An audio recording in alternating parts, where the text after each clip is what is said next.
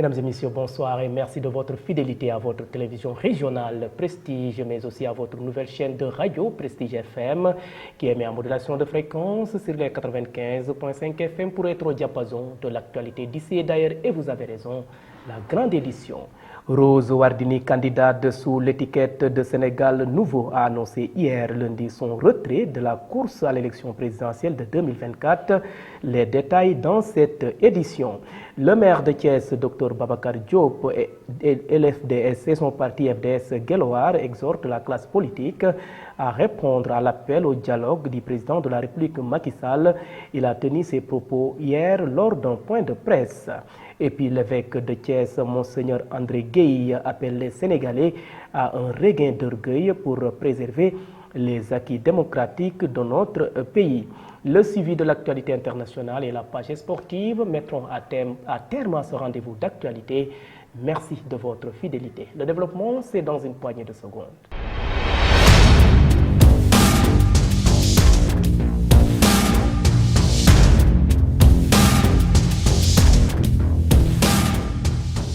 Bienvenue et démarrons ce rendez-vous d'actualité par la politique. Rose Wardini, candidate sous l'étiquette de Sénégal Nouveau, a annoncé hier lundi son retrait à la course à l'élection présidentielle de 2024.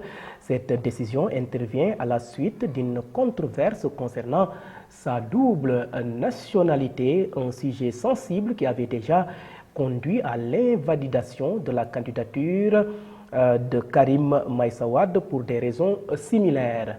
Lors d'une conférence de presse, Rose Wardini a exprimé sa décision motivée par une réflexion approfondie sur la situation du pays et son désir de préserver la paix sociale. Je vous propose de suivre Rose Wardini lors de son point de presse. Compatriotes, après avoir longuement réfléchi sur la situation politique actuelle du pays et soucieuse comme l'ensemble des citoyennes et citoyens de la nécessité de faire tous les efforts utiles à la préservation de la paix sociale. Consciente des valeurs dont je suis porteuse et auxquelles je suis profondément attachée et qui fondent mes actions de tous les jours et tous les actes de solidarité que je mène depuis plus de 2 décennies. Vu mon attachement aux valeurs républicaines et surtout à l'unité et à la cohésion de notre chère nation, compte tenu de ce que l'intérêt général prime sur les intérêts de chaque citoyenne et citoyen, et que la paix et la stabilité de nos institutions sont primordiales et doivent constituer le socle sur lequel sont assis notre République, notre démocratie et notre commune volonté de vie commune. J'ai décidé, en toute souveraineté et après une large concertation avec mes compagnons du mouvement Sénégal Nouveau, mes parents et amis, de retirer ma candidature à l'élection présidentielle de 2024. Et parlons politique toujours, mais cette fois-ci dans la cité du Rail. Lors d'un point de presse tenu à Thiès, le parti FDS Guelwaar du Dr Babacar Diop a exhorté solennellement tous les partis politiques ainsi que toutes les forces vives de la nation à répondre favorablement à l'appel au dialogue lancé par le président de la République pour préserver la paix et la stabilité du pays. Pour le Dr Babacar Diop, seul le dialogue constructif et inclusif entre tous les acteurs pourra garantir l'organisation d'une élection apaisée et l'aménagement d'une issue de sortie honorable et digne pour le président de la République Macky Sall. Le Dr Babacar Diop s'exprime au micro de nos reporters présents lors de ce point de presse, Isaac Dapa et Moussa Mbaye. Le Conseil constitutionnel a donc rendu un verdict sans équivoque. Le report de l'élection présidentielle est anticonstitutionnel et viole la charte fondamentale des citoyens libres de choisir leur président de la République à date échue. Cette décision du Conseil constitutionnel a mis en lumière les dangers de l'autoritarisme et du mépris des institutions démocratiques par le régime en place qui a plongé le pays dans une spirale de violence aux conséquences tragiques pour de nombreuses familles. Nous nous inclinons pieusement devant la mémoire des disparus et présentons nos condoléances aux familles éplorées. Dans cet esprit, FDS Les Guelwaar prend acte de la volonté affichée du président de la République de respecter la décision du Conseil constitutionnel d'organiser l'élection présidentielle dans les meilleurs délais. En cette période trouble de l'histoire de notre nation, qui a été toujours une vitrine pour l'Afrique, FDS Les Guelwaar tient à exprimer son ferme engagement en faveur de la démocratie, de la stabilité, de l'unité et de la cohésion nationale. À cet effet, FDS Les Guelwaar exhorte solennellement tous les partis politiques ainsi que toutes les forces vives de la nation à répondre favorablement à l'appel au dialogue lancé par le président de la République pour préserver la paix, la stabilité. Vous suivez le rendez-vous de l'actualité grâce à votre nouvelle chaîne de radio Prestige FM qui émet en modulation de fréquence sur les 95.5 FM ici à Thiès. Et à présent, parlons société dans cette édition. La 33e édition des pèlerinages diocésains de Thiès s'est tenue du 17 au 18 février 2024 à Mont-Roland, dans le département de Tivaouane. Les fidèles catholiques ont répondu en masse à l'appel de l'Église qui avait pour thème « Synode diocésain avec Marie, marchons ensemble ». L'évêque de Thiès, Monseigneur André Gueye, a profité de cette rencontre pour appeler les Sénégalais à un regain d'orgueil pour préserver les acquis démocratiques de notre pays. Ces propos sont recueillis par Ousmane Diallo. Donc j'étais à celui et j'avais déclaré à la presse ceci. La situation est grave. Il y a une semaine. Peut-être plus d'actualité. La situation est grave, mais j'ai confiance en la capacité d'opérer un sursaut de nos concitoyens, en commençant par les autorités, un sursaut. Ceux qui connaissent l'histoire du Sénégal savent qu'est-ce que ça veut dire un sursaut. Le président Abdou Diouf a employé ce mot plusieurs fois, un sursaut. Une haute qualité morale et patriotique. C'est de cela que nous avons besoin. C'est impulser un regain d'indignation. C'est impulser un regain d'indignation face à la violence. Ce n'est pas normal. Face à la violence et à la menace de rupture de notre cohésion nationale. C'est impulser un regain d'indignation. Ou même un regain d'orgueil pour préserver cette belle construction qu'est notre nation et notre République, enviée par tant de peuples et tant d'États. Il faut que nous ayons un surcroît d'orgueil pour préserver cette belle réputation du Sénégal. Sur ce mbokk yi mooy jóg ci sa bopp nemmee ko fi nga toll xam li la war jubanti sa yoon nga jël pexe ak pas-pas ba nga àgg fi nga jublu mooy sursaut bi may oote. Eh bien, le sursaut est en train de s'exprimer, à mon avis. Ou bien, il est en train de s'exprimer. Il est en train de se manifester car la loi a parlé. La loi a parlé et a révélé sa force qui s'impose à tous. Et la plus haute autorité du pays, le président Macky Sall, a parlé et s'est engagé à se conformer à la loi. Donc, tous doivent s'y conformer, y obéir, même si on se sentait lésé par la loi parce que mon candidat n'est pas passé. Société toujours dans cette édition, des organisations ouest-africaines d'éleveurs se sont réunies en fin de week-end à Thiès pour peaufiner une stratégie de plaidoyer pour la protection de la filière du lait local. Les organisations pastorales entendent rencontrer les pouvoirs publics et les institutions communautaires pour influencer le processus de relèvement du tarif extérieur commun entamé par la CEDEAO afin de rendre leurs produits plus compétitifs. Suivons successivement leurs réactions au micro de nos confrères de Thiès 24. Qui rivalisent fortement avec la filière lait locale. Et c'est une concurrence qu'on observe aujourd'hui, une concurrence déloyale, dans la mesure où ce lait qui concurrence le lait local est vendu très moins cher. Et on peut le retrouver partout, dans les plus petits hameaux, dans le sillon du marché ouest africain.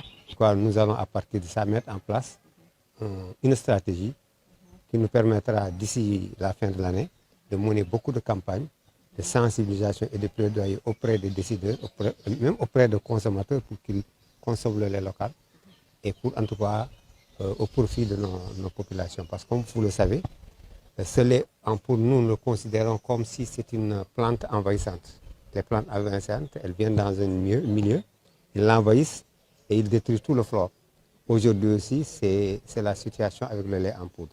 Parce qu'il est importé, il est faiblement taxé et donc le coût est bas par rapport à nos productions. Ce qui laisse donc nos éleveurs qui ne bénéficient pas du marché, de la manne qu'offre le marché de Thiès. On a des outils en ce sens que la tarification au niveau de la CEDEAO, ce qu'on appelle le tarif extérieur commun de la CEDEAO, actuellement ne protège pas la filière lait locale. En ce sens que les importations de poudre de lait passent dans la bande de 5% de taxation. Ce qui fait que, qu'est-ce que les industriels font? Ils amènent du lait en poudre en vrac et ils le reconditionnent sur le territoire africain dans les petits sachets. Donc ça passe sans grande taxe au niveau de la douane. Donc ça fait que vraiment ça entre et ça déstructure la filière lait locale. Nous voulons maintenant faire un plaidoyer pour qu'il y ait un relèvement du TEC, du tarif extérieur commun, pour qu'il puisse suffisamment protéger la filière lait locale. Et cela est possible parce que la CEDEAO a prévu une révision du tarif extérieur commun tel qu'il est aujourd'hui. Et donc nous nous préparons à influencer ce processus de révision du TEC.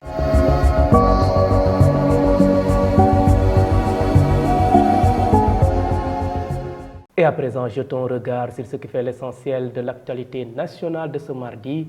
C'est avec Mambiram Sissegaï. L'actualité nationale, Rose Wardini annonce le retrait de sa candidature. La candidate Rose Wardini avait été arrêtée puis placée sous contrôle judiciaire. Il lui est reproché d'avoir fait un parjure sur la question de sa nationalité. Hier lundi, il a fait une annonce, celle du retrait de sa candidature. J'ai décidé en toute souveraineté, en concertation avec mes compagnons du mouvement Sénégal Nouveau, mes parents, de retirer ma candidature à l'élection présidentielle de 2024, a-t-elle déclaré face à la presse. Concernant sa situation judiciaire, Rose Wardini informe que sous peu la vérité éclatera. Toutefois, elle plaide pour la tenue de l'élection présidentielle avant le 2 avril. Parlons autre chose. Mat de Ziguinchor, 118 détenus entament une grève de la faim contre les longues détentions préventives.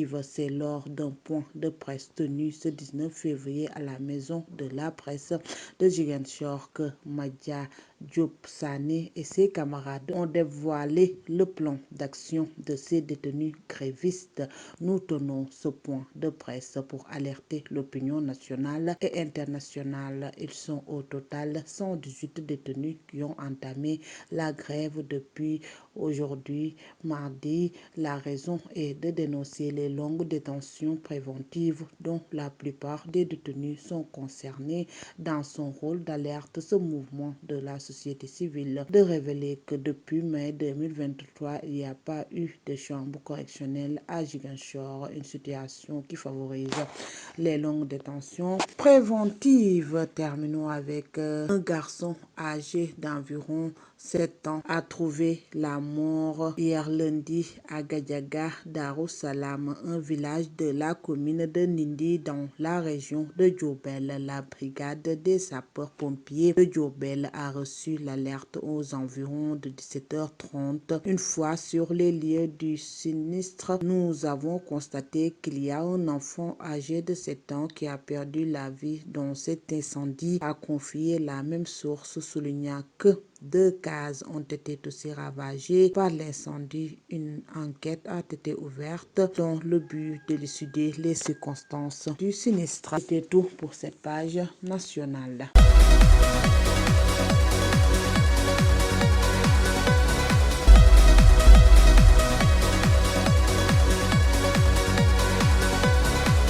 Et le suivi de l'actualité internationale de ce mardi 20 février 2024 et comme à l'accoutumée, c'est Ramatoulaye Cissé qui présente les faits marquants de l'actualité internationale. Démarrons l'actualité internationale en Guinée. Ce lundi 19 février, par décret, le colonel Mamadi Doumbouya, chef de la junte guinéenne, a dissous le gouvernement en fonction depuis juillet 2022. La dissolution du gouvernement s'est accompagnée de mesures drastiques appliquées aux ex-ministres. Les mesures conservatoires suivantes sont prises: restitution des véhicules et d'escorte du gouvernement dissous au garage du gouvernement sans délai, gel des comptes bancaires, restitution de tous les documents de voyage au secrétariat général de la présidence, remise des cachets aux intérimaires, a annoncé Ibrahim Sori Bangoura, chef d'état-major général des armées de la Guinée. Continuons l'actualité internationale en République démocratique du Congo. Plusieurs drapeaux, dont celui des États-Unis et de la France, ont été brûlés lundi 19 février au rond-point signé au centre-ville de Goma, dans l'est de la RDC. Ce sont les drapeaux de pays complices du Rwanda, assurent les organisateurs. Ce sont eux qui financent nos ennemis, explique Patrick Riki Paluku du groupe de pression Véranda Moussanga, faisant référence notamment à des programmes d'investissement de l'Union européenne à destination de Kigali. L'objectif du rassemblement était aussi de dire non à d'éventuelles futures négociations entre le gouvernement congolais et les rebelles du M23, poursuit Félicien Toumoussifou du mouvement citoyen La Voix des marginalisés. Terminons l'actualité internationale par la guerre en Ukraine. Il s'agit d'un soutien militaire record. La Suède a annoncé mardi 20 février une nouvelle aide militaire à l'Ukraine sous forme d'équipement d'un montant de 7,1 milliards de couronnes, soit environ 633 millions d'euros, tandis que Kiev est à la peine face à Moscou. La raison pour laquelle nous continuons à soutenir l'Ukraine est une question d'humanité et de décence. La Russie a déclenché une guerre illégale, non provoquée et injustifiable, a déclaré en conférence de presse le ministre suédois de la Défense, Pål Jonson. Mesdames et messieurs, c'en est tout pour l'actualité internationale.